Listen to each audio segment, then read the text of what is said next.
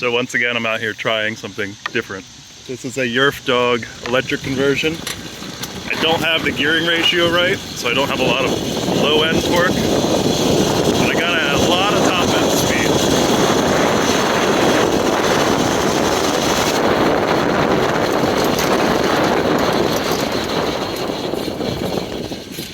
speed. Made sure the brakes work on this one. Let's go this way.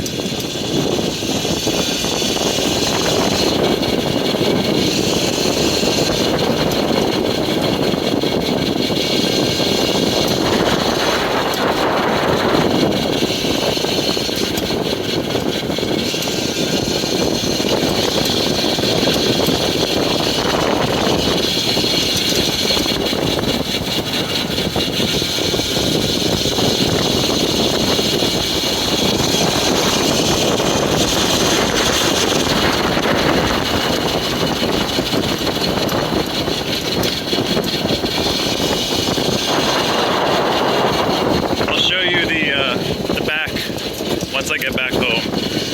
It's starting to rain.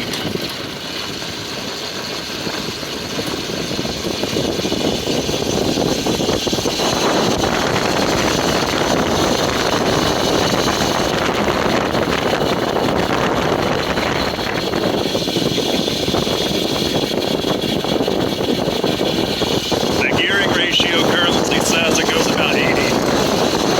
It's too fast.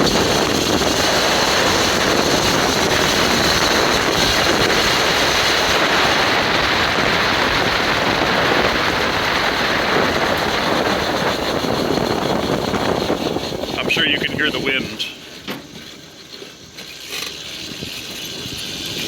Alright, let's take it home. I'll show you what it looks like.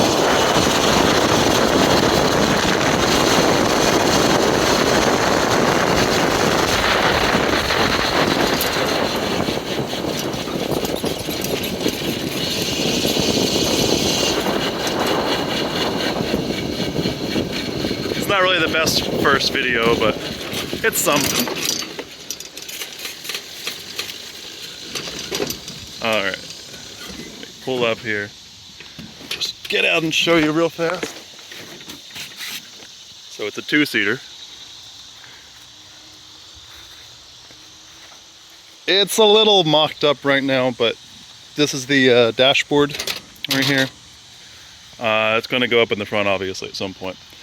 Got 4 Chevy Volt 24 volt batteries wired series parallel to give me 48 and 100 amp hours. And the box is mounted, believe it or not. I needed it to be crooked for everything to stay out of the gearing in the back. I put a motorcycle chain on it, increased the gear ratio to 39 to 10. I have something coming to make it 45 to 10. So that should make low-end torque much more viable. It reduced the speed to, I think it's 49 miles an hour, which would be perfect. The tires in the back are bigger than the other one on the other go-kart, so it's a little bit faster. There's more ratio to be calculated into that. I think these are 20s, the other ones were 16s, so 4 inches of difference.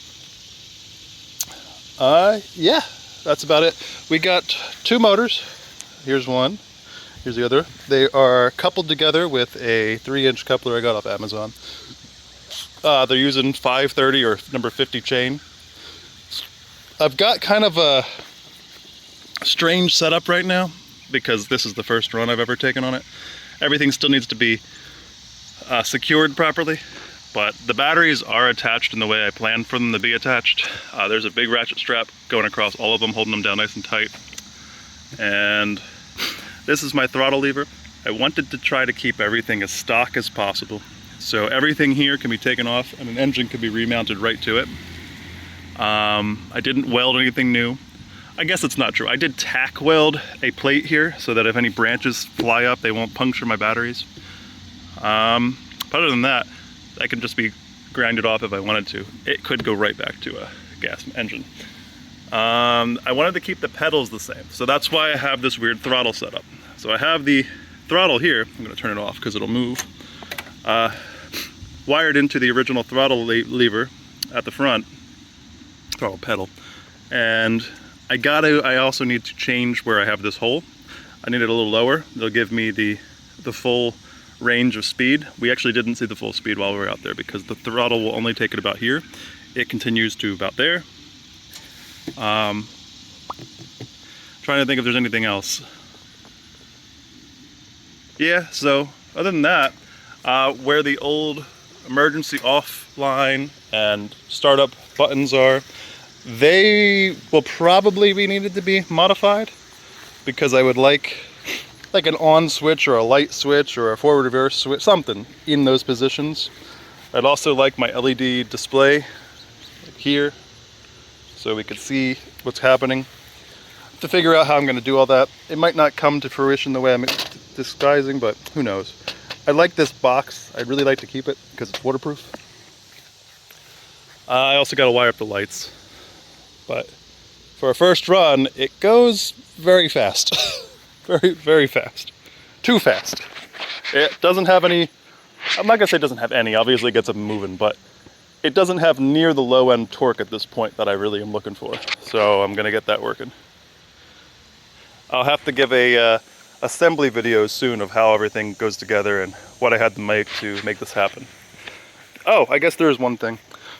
The original tensioning system for the gas mower is the bolt that goes from here, it's on the side of this ratchet strap, down into a plate that holds the motor in a tensioning to keep the chain tensioned. So what I did is I bought four 6" by 6" 1/4" thick plates of steel and two very strong, very thick angle irons. And with those, welded those together to make a lever system that uses the original lever bar here. See that? So when we tighten on this screw and loosen on this screw, or the nuts, the chain will also tighten or loosen with that. So with that we can just change chain sprockets if we need to. Alright, sorry for a rough video, but that's what this is.